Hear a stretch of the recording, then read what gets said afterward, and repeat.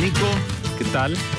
prometés en el título hablar de un mundo nuevo. Hay un mundo nuevo y no necesariamente mejor ni más fácil. Muy distinto, más áspero, especialmente para algunos países. A ver por qué.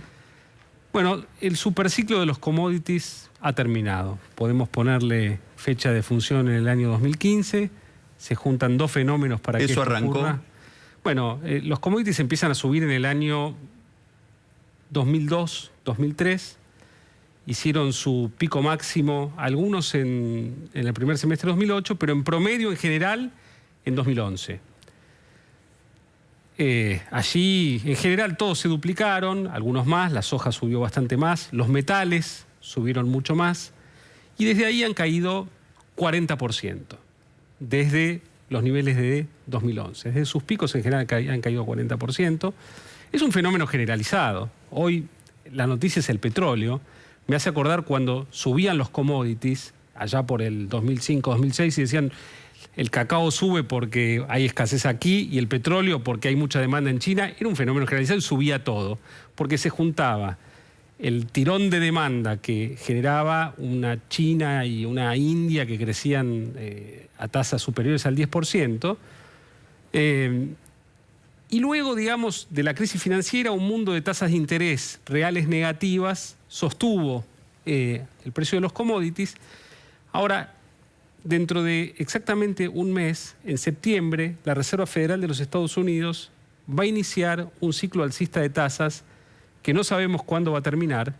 Los mercados se anticipan y están fortaleciendo al dólar contra el resto de las monedas, pero también contra los commodities. Hay un doble fenómeno ahí. Porque, O sea, necesitas, con la misma cantidad de dólares, compras menos. bueno, los commodities se operan en dólares. Cuando el dólar se fortalece contra el resto de las monedas, una moneda, los países que están en el euro, digamos, con la misma cantidad de moneda local compran menos commodities que antes. Se les hacen más caros. Pero además, el mismo proceso que lleva a que las monedas se deprecien contra el dólar, lleva a que los commodities se deprecien contra el dólar. Podés pensarlos como una moneda también. Todo se deprecia contra el dólar, que es lo que está de moda, porque con suba de tasas, bueno, y con economía más vibrante que la del resto del mundo, hay una atracción hacia Estados Unidos y hacia los activos norteamericanos. Para la Argentina, entonces, esta es una noticia negativa, por lo menos desde el punto de vista de la soja y de las... Sí, también es muy negativa para la inversión en vaca muerta.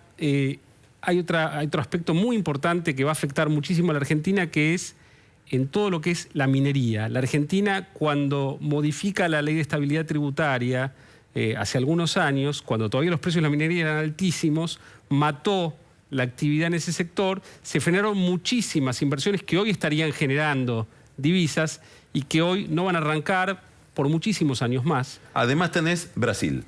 El segundo factor que afecta a la Argentina hoy es Brasil. Brasil es, junto con China, el principal socio comercial de la Argentina, pero tiene una particularidad, que es que las cosas que le mandamos a Brasil no necesariamente las podemos redireccionar a otro mercado. O sea, Brasil es el único que nos compra las cosas que le mandamos. Bueno, tiene mucha especificidad los productos que le vendemos a Brasil, tiene una calidad para el mercado brasileño que de repente no es la misma que para el mercado europeo, entonces autos, químicos, plásticos, autopartes, frutas. Brasil es muy, muy importante. Ahí son 10.000 millones de dólares que Argentina le vende por año. Este año ya van a ser 2.000 menos, y para algunos sectores es muy grave lo que está ocurriendo en Brasil, donde la moneda se deprecia muchísimo, pero además la recesión es muy grande. ¿Se empieza a notar ya todo esto hoy en la Argentina o es algo que va a pasar? No, eso ya se nota hoy, digamos. Por ejemplo, este año le vendemos a Brasil 60.000 autos menos, muchísimas autopartes menos. Hay sectores que están realmente complicados, todo el complejo industrial que se asienta entre el norte de la provincia de Buenos Aires, Zárate, Santa Fe, Córdoba, hoy está ya muy afectado por eso, con caída en el empleo, ¿no? Específicamente. Entonces es un problema... ¿Cómo toca, si hay alguna vinculación entre esto ya directa y el mercado de cambios, lo que está pasando con el dólar?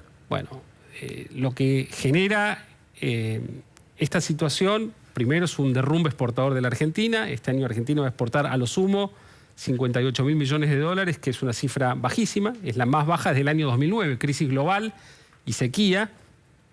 O sea, volvimos 6 años atrás. Pero no volvió para atrás nuestro gasto en dólares como sociedad. Entonces, tenemos que reemplazar los dólares de las exportaciones por otros dólares y todavía que no arreglamos nuestra situación con el mundo, no emprolijamos la macroeconomía, no los tenemos y con este tipo de cambio tampoco los vamos a... Entonces, hay una percepción de que el desbalance en el mercado cambiario oficial se volvió cada vez más grande. El gobierno lo disimula cada vez aumentando más y más la cantidad de yuans de moneda china que hay en las reservas, 8.259 millones de equivalentes a dólares en yuans hoy en nuestras reservas. Las reservas, el gobierno reporta que han subido en el año unos 3.000 millones de dólares, pero si quitásemos los yuans habrían caído 4.000 millones de dólares. ¿Cuántos son las reservas tal cual las muestra el gobierno y cuántos son si le quitas los yuans? Bueno, el gobierno te muestra 34.000, si le quitamos los yuans son 26.000 millones de dólares. Una diferencia enorme. Sometidas a un proceso de deterioro, ¿no? De deterioro que va a ser muy marcado, además, en los meses que arrancan ahora. La semana pasada, la última semana de julio, por primera vez en el trimestre de oro en el que entran muchos dólares por la cosecha, el central fue vendedor neto de dólares en el mercado de cambios oficial, la liquidación de las cerealeras se derrumbó, terminó el ingreso de dólares de la cosecha, a partir de ahora tenemos un camino en el desierto hasta que Argentina logre generar dólares de alguna manera. La percepción ya de todo el mundo, de los inversores, de los tenedores de pesos, es que va a haber un movimiento en el tipo de cambio oficial eventualmente. Cuando cambie el gobierno, sabemos que hasta el 10 de diciembre Cristina no le va a regalar ese ajuste cambiario al que venga después, no le va a facilitar la tarea. Y hoy yo almorzaba con un amigo mío que maneja un fondo de inversión muy importante y me decía, a mí me llama la atención que veo a los candidatos hablando de un mundo que ya no está. Ese mundo ya no está. Inclusive hacen promesas de lo que va a pasar cuando gobiernen. Aún los más inteligentes, me dicen, los que están más sintonizados con lo que puede estar pasando en la realidad internacional, etcétera.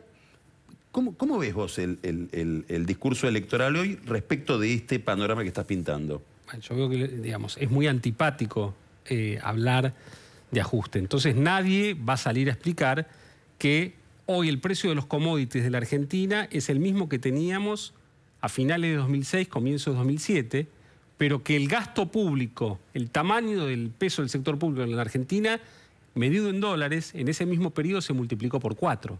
Entonces nos quedamos con una carga tributaria pensada. ¿Y el tipo de cambio se retrasó además? Muchísimo. Entonces nos quedamos con un gasto público demasiado alto para este nivel de commodities.